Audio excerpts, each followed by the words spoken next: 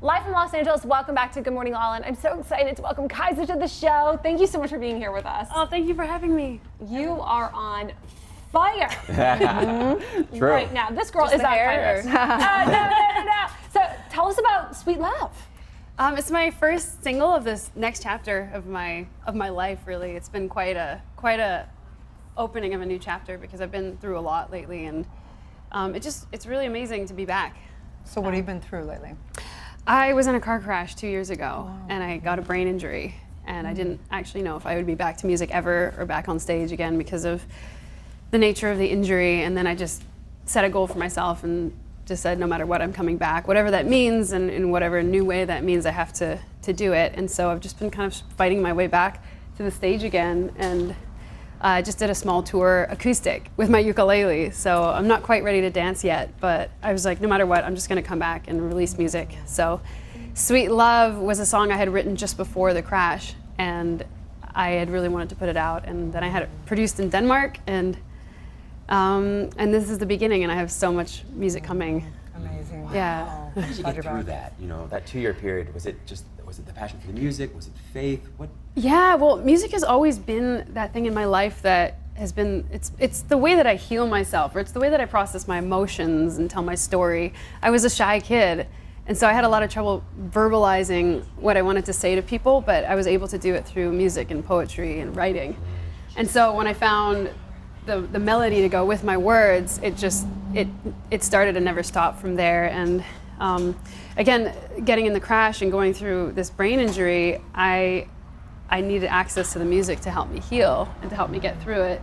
Although it was really hard to write music with everything going on. But again, I just took it one step at a time, put one foot in front of the other, and found my way right here to your couch. Wow. So glad you're healed. Yeah. Thank amazing. You've had some very powerful collaborations. Can you speak to us a little bit about that and the people in your community who are really supporting you? Oh, well, in my community, my manager, LaLa, has been there from the beginning. She literally choreographed Hideaway with me on the streets of New York. We were hustling as indies.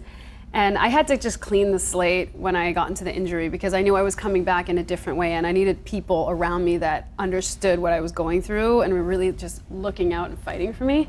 So I cleared everything. I left my label. I just literally, I think Luba's the only one left over who's been there from the beginning, and I just asked her to be my manager.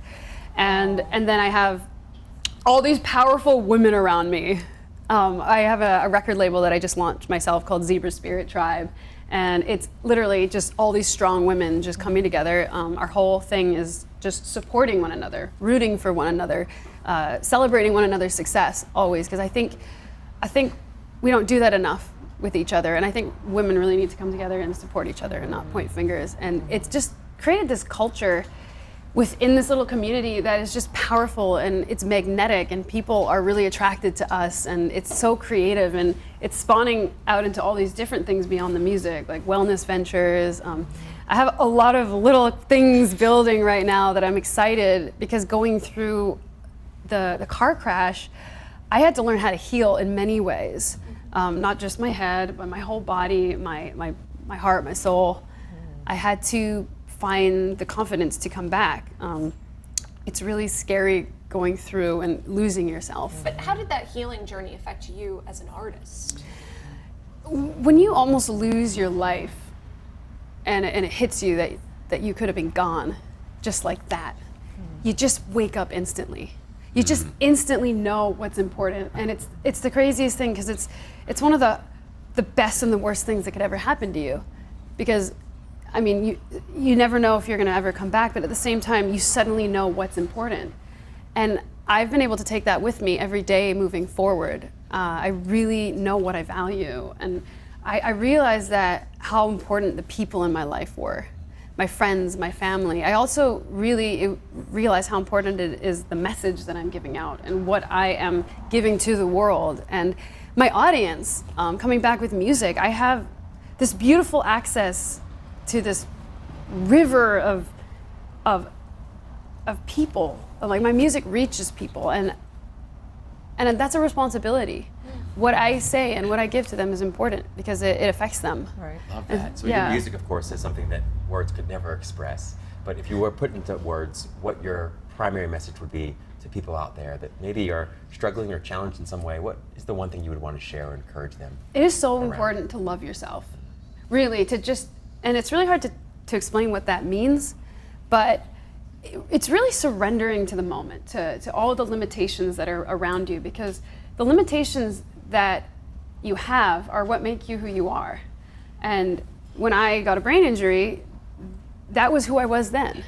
And I had to accept that. I had to accept that I wasn't the person I was the day before. And I couldn't do the things I could do the day before. That didn't mean I couldn't do anything. That didn't mean I couldn't inspire people still. I just had to figure out what that meant. And I've realized that the limitations that you have are actually what give you strength and what give you power and give you uniqueness and create that voice for you. Because whatever is holding you back is also giving you this expanded view of something that another person can't see. So true. Yeah. We have a little bite of one of your songs. Let's listen. Oh yeah.